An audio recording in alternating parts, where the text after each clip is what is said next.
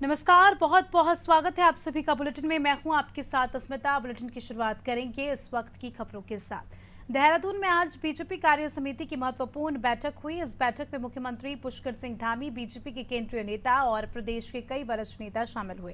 बैठक में आने वाले समय के लिए रोड मैप की रूपरेखा तैयार की गई। कार्य समिति में उपचुनाव के नतीजों को लेकर भी समीक्षा की गई, जिसमें आने वाले चुनाव में नतीजे और बेहतर आए, इसके लिए कार्यकर्ताओं को धन्यवाद भी दिया गया और निर्देश भी दिए गए। बैठक में सबसे पहले प्रधानमंत्री नरेंद्र मोदी के तीसरी बार प्रधानमंत्री बनने पर धन्यवाद प्रस्ताव पारित किया गया। आज भारतीय जनता पार्टी की राष्ट्रीय कार्यकारिणी की बैठक हो रही है, जिसको हम विस्तारित राष्ट्रीय कार्यकारिणी कहते हैं। और ये प्रदेश की कार्यकारिणी हमारे उत्तराखंड में नहीं हो रही है, पूरे देश में सभी प्रांतों में हो रही है। और जब कार्यकारिणी होती है तो उसमें पुरानी समीक्षा होती है और आगे चलने का प्लान बनाया जाता है। अभी कार्यकारिणी चल रही है। हमने 2 प्रस्ताव इसमें पास किए हैं। पहला प्रस्ताव है यशस्वी प्रधानमंत्री जी के तीसरी बार प्रधानमंत्री पर उनका धन्यवाद, जनता का धन्यवाद कि कोई तीसरी बार प्रधानमंत्री बने हैं। ये ऐतिहासिक क्षण है। पहले एक बार जवाहरलाल नेहरू बने, लेकिन जवाहरलाल नेहरू उस समय बने जिस समय के अंदर देश आजाद हुआ था, अनुकूलता थी, कोई विरोधी दल ज्यादा नहीं थे।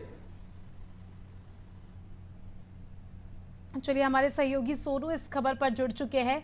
सोनू, उत्तराखंड में कार्य समिति की बैठक संपन्न हुई, कितनी महत्वपूर्ण ये बैठक थी और क्या कुछ बातें इस बैठक से सामने निकल कर आई? देखिए स्मिता, उत्तराखंड के लिहाज से, उत्तराखंड बीजेपी के लिहाज से, बीजेपी की आगामी रणनीति के लिहाज से ये बैठक काफी महत्वपूर्ण आने वाले समय में होगी।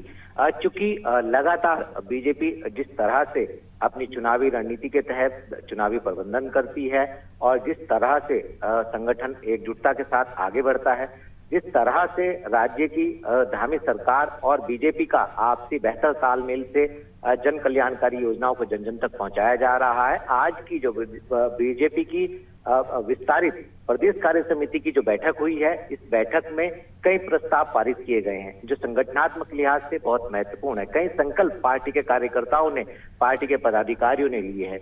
केंद्रीय नेतृत्व से लेके बीजेपी का प्रदेश नेतृत्व तक इस बैठक में मंथन करने के लिए पहुंचा। बड़ी तादाद में पार्टी के जनपदों से प्रदेश पदाधिकारी और जनपदों के पदाधिकारी, ब्लॉक के पदाधिकारी इसमें शामिल हुए।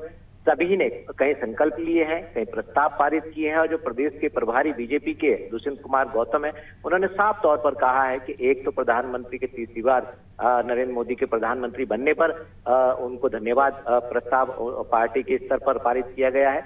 दूसरा, आने वाले समय में पार्टी किस तरह से राज्य और केंद्र सरकार की जन कल्याणकारी योजनाओं को जन जन तक पहुंचाएगी और इसके साथ साथ आने वाले समय में पार्टी के संगठनात्मक लिहाज से कौन कौन से महत्वपूर्ण कार्यक्रम होंगे और इसके साथ साथ कांग्रेस ने किस तरह से भ्रामकता फैलाने की कोशिश की है, इसका पर्दाफाश करेंगे। इस तरीके के प्रस्ताव पारित करने की बात कही जा रही है। इसके साथ साथ आने वाले समय में जो उत्तराखंड में एक विधानसभा सीट पर उपचुनाव होने हैं, इसके अलावा निकाय चुनाव होने हैं, इसके साथ साथ आने वाले समय में त्रिस्तरीय पंचायत चुनाव होने हैं, तो किस तरह की पार्टी की रणनीति रही है। और हाल ही में जो लोकसभा के चुनाव हुए हैं, उसमें उत्तराखंड के जनमानस ने जो 5 की 5 लोकसभा सीट को पर बीजेपी को अपना जनादेश दिया है। और इसके साथ साथ जो हाल ही में जो उत्तराखंड की 2 विधानसभा सीटों पर मंगलौर और बद्रीनाथ विधानसभा सीट के चुनावी नतीजे घोषित किए गए हैं, इस पे जो बीजेपी के रिजल्ट सामने आए हैं, बीजेपी को हार का सामना करना पड़ा है,